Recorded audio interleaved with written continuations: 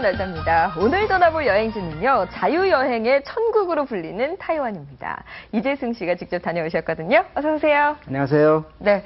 그럼 역시 자유여행으로 다녀오셨나요? 네, 그렇습니다. 며칠이나 다녀오셨나요? 8박 9일 교사 교류로 같이 다녀왔게 되었습니다. 아, 그렇군요. 왜 근데 타이완을 자유여행의 천국이라고 제가 소개해 드렸는데요. 네. 사실 자유여행 하고 싶은 마음이 굴뚝 같지만 좀 걱정이 돼서 못하는 경우가 참 많거든요. 근데 직접 다녀오시니까 왜 이런 천국이라는 별명이 붙었는지 좀 이해가 되셨어요? 우선 수도 타이베이는 여행지로 볼 때는 너무나 안정적인 곳이었고요. 네. 또 지하철이 너무 잘 돼 있었기 때문에 그 지하철 번호만 보고 따라가시면 어디든지 갈 수 있는 아주 좋은 시스템을 갖고 있더라고요. 네. 그리고 또 사람들도 친절하다 이런 얘기 들은 적이 있는데. 사람들 너무너무 친절해가지고 네. 뭐 물어보면은 이렇게 안내해 주는 분도 많이 계셨고 참 너무나 친절함이 강했던 것 같습니다. 아, 그렇군요. 근데 이렇게 친절하고 치안도 좋고 그렇지만 언어 때문에 난 또 가기가 걱정된다 하시는 분들도 있을 것 같아요. 네. 중국어를 못해도 상관이 없을까요? 네, 아까 말씀드렸던 것처럼 그 표시만 보고도 다 안내해줬고 어떤 할머니분 같은 경우는 언어가 안 통해도 불구하고 끝까지 안내해주더라고요, 끝까지. 그리고 한자 문화권이다 보니까 한자를 이렇게 표시해주면 안내를 잘 해주더라고요. 그렇죠. 중국 본토와는 다르게 또 타이완이 번체자를 쓰니까 우리가 쓰는 한자를 그대로 쓰시면 또 잘 알아들으시는 거죠. 네. 표지판도 잘 되어 있다고 하셨죠? 네, 뭐 영문 표지판 표기까지 잘 되어 있었고요. 웬만한 관광지 안내는 물론 전철과 버스에도 영문표가 잘 되어 있었습니다. 네, 워낙 또 학생들을 가르치는 일을 하시니까요. 네. 얼마나 또 여행도 잘 소개해 주실지 기대가 됩니다. 네. 자, 그럼 본격적으로 타이완 여행 떠나볼 텐데요. 수도인 타이페이로 가볼게요.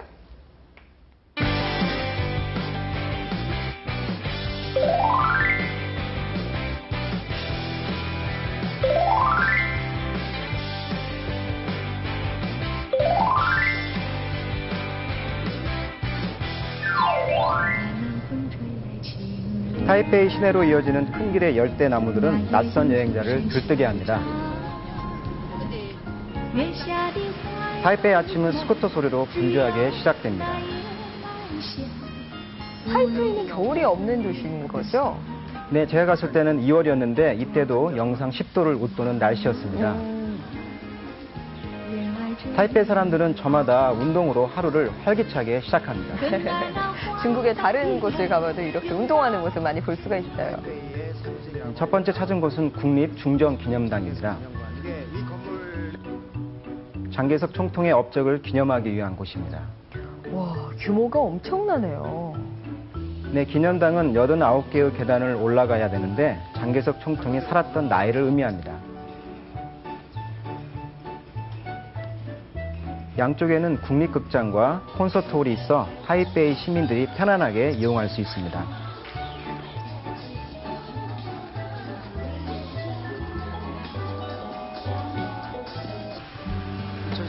여기는 타이베이 국립식물원입니다. 타이베이는 어디 가나 나무가 많아서 이쁜 도시지만 특히 도심 한복판에 이런 식물원이 있다는 게 참 놀랍기만 합니다. 왜 우리는 이런 식물원 가려고 하면요, 교회로 가거나 멀리 가는데 일상에서 이렇게 드나들 수 있다는 게 참 보기 좋아 보이네요. 네, 입장료도 무료이다 보니 시민들은 언제나 즐겨 찾습니다. 그러니까 국립식물원이 타이페이 시민들에게 완전히 무료로 또 개방되어 있다는 거죠? 네. 이런 곳이 우리 사는 도시에도 있었으면 하는 바람이 듭니다. 네. 국립식물원은 식물만 보러 오는 것이 아닙니다. 시민들에게 자연 속에서 호흡할 수 있는 쉼터 역할을 톡톡히 하고 있습니다. 아무래도 시기가 시기라서 그렇지 꽃이 만발한 그런 모습은 볼 수가 없는데 그래도 시민들의 휴식처가 되고 있는 건 맞나 봐요. 정말 많은 분들이 와서 쉬고 계시네요. 그렇습니다. 타이베이 식물원은 1920년에 세워졌는데 1,500여 종의 넘는 대만 식물이 소중하게 자라고 있습니다. 죽어가는 나무 한 그루 살리는데도 온 정성을 다 쏟는 것만 봐도 알 수가 있었습니다. 이게 나무에 지금 응급처치, 의료 시술을 하고 있는 거죠? 네. 타이베이는 자유여행하기에 좋은 지하철이 참 편리하게 이어져 있습니다. 역 안도 이렇게 깔끔하게 잘 되어 있네요. 이렇게 보면 여기가 타이완인지 우리나라인지 구분이 안 갈 정도로 좀 비슷한데요?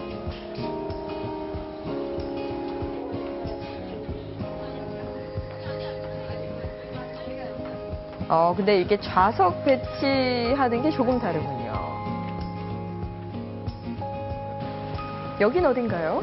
네, 이번엔 타이베이 도심을 벗어나 싱그러운 바람을 느끼고 싶어서 마오쿵으로 가봅니다. 마오쿵은 타이베이 동물원역에 내려 조금만 걸은 후 케이블카를 타면 됩니다. 네, 푸르른 숲을 따라 케이블카가 줄지어 오릅니다. 서서히 움직이는 것 같지만 은근히 빠릅니다.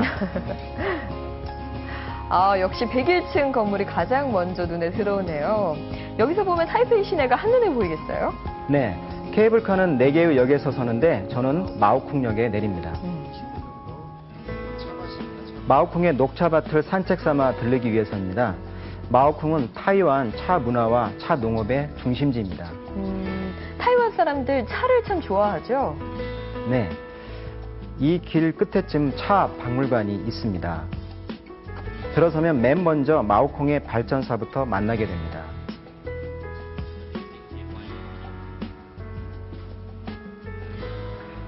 마오쿵은 주변 바위에 고양이 발톱에 흔적 같은 구멍이 많아서 붙여진 이름입니다. 이게 다 차 생산에 필요한 기계들인가 봐요? 네, 마오쿵은 차 재배와 판매로 유명한 곳입니다. 좋은 차를 찾아다니는 차 마니아들이 많아지면서 주말이면 사람들이 많이 몰리는 곳입니다.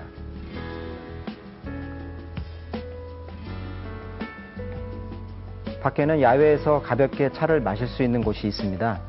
야외 다원에서 푸르른 실록을 바라보며 찻잎 한 봉지를 사서 몇 명이 음미하며 마시는 방법도 이채로웠습니다. 타이완 국민들이 얼마나 차를 사랑하고 즐기는지 좀 알 수 있네요. 네, 타이베이는 이런 고풍스러운 멋을 지키면서도 그 안에 다양한 얼굴을 가지고 있습니다. 이런 타이베이의 속내를 가장 잘 살펴볼 수 있는 것이 바로 야시장입니다. 야시장 하면 또 먹을 게 기대되는데요. 그렇습니다. 특히 이곳 사립 야시장은 길거리 음식이 맛있어서 현지인들과 여행자들이 즐겨 찾는 곳입니다. 온갖 재료들로 만들어진 길거리 음식들은 별미 중에 별미입니다. 군침이 꿀꺽 넘어가네요. 이게 뭐죠? 이거 만두의 종류 같은데 이렇게 야시장에 가면 또 음식을 만들어주는 과정도 볼 수 있으니까 그것도 재밌겠어요. 네, 여기저기서 호객을 하는 소리와 여행자들의 웃음소리가 음식이 익어가는 연기 속에서 묘한 조화를 이룹니다.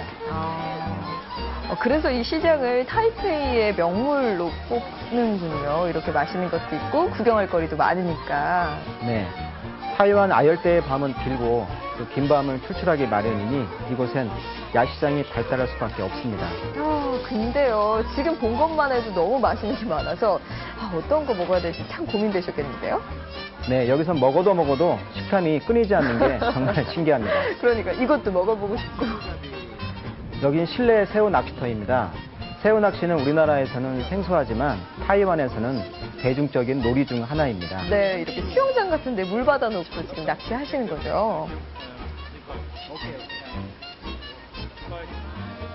근데 새우만 잡히는 게 아닌가 봐요. 바닥까지도 있네요. 네, 실내 새우 낚시는 가족 단위로 즐기는 국민 스포츠라 자리 잡을 정도입니다. 실내 낚시터에서 정신없이 시간을 보내다 보니 다시 배가 고파집니다. 어떤 걸 드시러 가셨어요? 네, 타이완 사람들이 겨울에 즐겨 먹는 보양식으로 유명한 식당입니다. 아까 보니까 우리 삼계탕 같이 보였는데.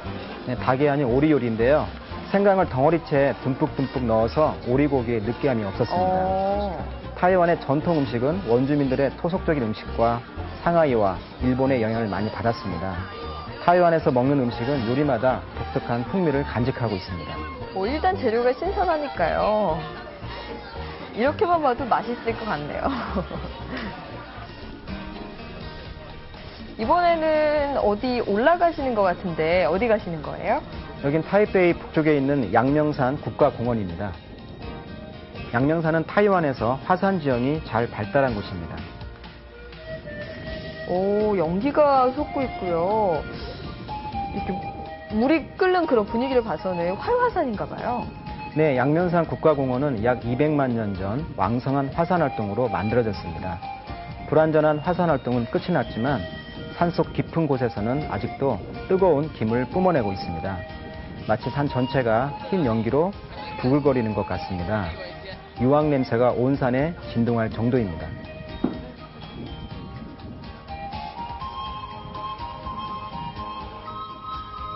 양면산 정상까지 올라가 봅니다. 정상 주변은 온통 억새로 뒤덮여 있어 낭만적인 풍경을 연출하고 있습니다. 드디어 꼭대기까지 올라오셨나 봐요. 네, 해발 1120m 정상목 옆에 섰습니다. 양명산 정상에 오르면 타이베이 시내는 물론이고 아름다운 해안선까지 한눈에 내려다 볼 수 있습니다.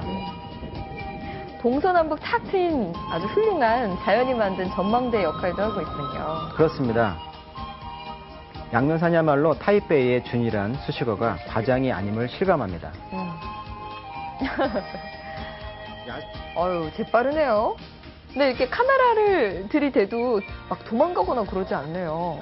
네, 타이완 여행을 하면서 인상적인 것 중에 하나가 바로 이 자연 생태 환경에 세심한 노력을 기울이고 있다는 것입니다. 그 결과 이 도시에서 멀지 않은 곳임에도 불구하고 수려한 대자연 속에서 휴식을 경험할 수 있습니다. 정상에서 대자연을 조망하는 것 외에도 구석구석 각종 희귀 식물들도 감상할 수 있었습니다. 이번엔 바닷가 아름다운 자연공원으로 향합니다. 여긴 야류, 즉 중국식 발음으로 예류 해양국립공원입니다. 몇 분 걸으니 시야가 탁 트이면서 특이한 해안지형이 펼쳐지기 시작합니다. 퇴적암인 사암이 오랜 시간 비와 바람, 파도와 만나 자연의 조각공원이 만들어진 곳입니다. 달 날아오신 것 같으셨겠어요. 네, 해안가기를 따라가면 기기묘한 모양의 바위들을 구경할 수 있습니다.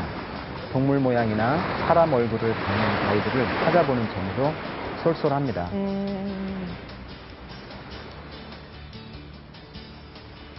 아이들과 같이 가면 좀 좋아했을 것 같아요. 네, 암석이 울퉁불퉁한 모습에서는 지나온 풍파가 전해지는 듯합니다.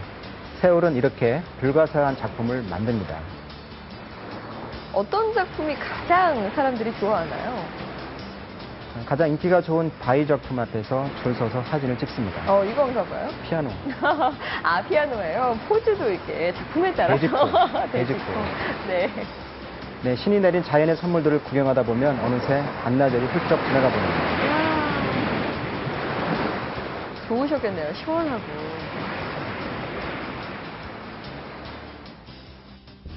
저녁 무렵엔 영화 비정성시의 배경이 되었던 주펀이라는 도시에 도착합니다. 주펀 작은 골목 안에는 추억의 가게들이 기다리고 있습니다. 타이완의 옛 모습을 간직한 골목골목엔 먹거리, 볼거리까지 가득해 호기심을 자극합니다.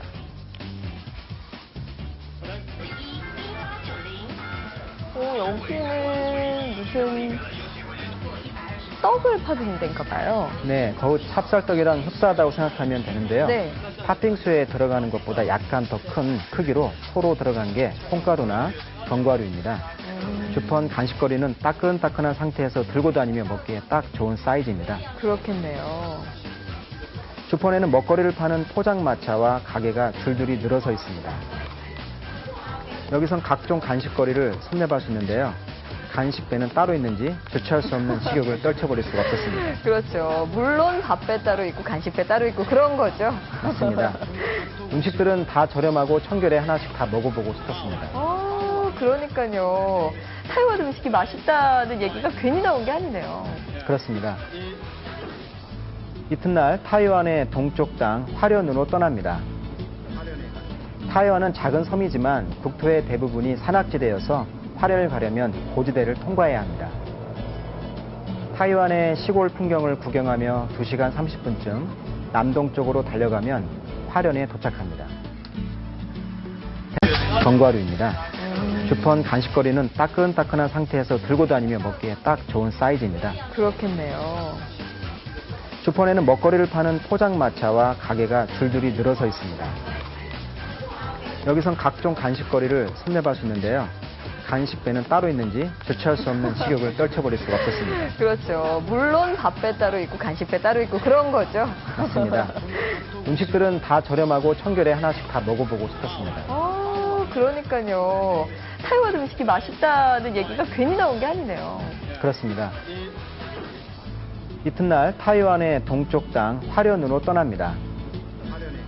타이완은 작은 섬이지만 국토의 대부분이 산악지대여서 화련을 가려면 고지대를 통과해야 합니다. 타이완의 시골 풍경을 구경하며 2시간 30분쯤 남동쪽으로 달려가면 화련에 도착합니다. 대만 동부의 중심 도시 화련은 원주민과 한족의 문화가 어우러져 있는 도시며 뒤쪽으로 웅대한 동부산맥이 있고 앞으로는 태평양이 있어 절경을 자랑합니다. 여기에 뭘 보러 오신 거예요? 화련에 온 이유는 타이루거 협곡 여행을 하기 위해서입니다.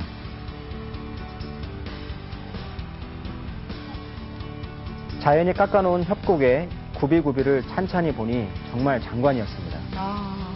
여기에 길을 만든 사람들의 노력도 참 대단하죠. 네, 입구인 터널을 시작으로 약 4km 정도를 걷는 동안 멋진 폭포와 거대한 협곡을 만끽할 수 있었습니다.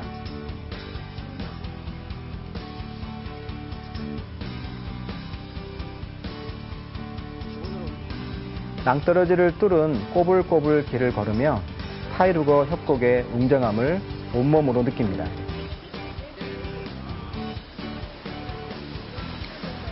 물빛이 에메랄드색인데요. 석회암 절벽 사이에 있어서 그런지 좀 뽀얀 게 좀 신비한 느낌이 나죠?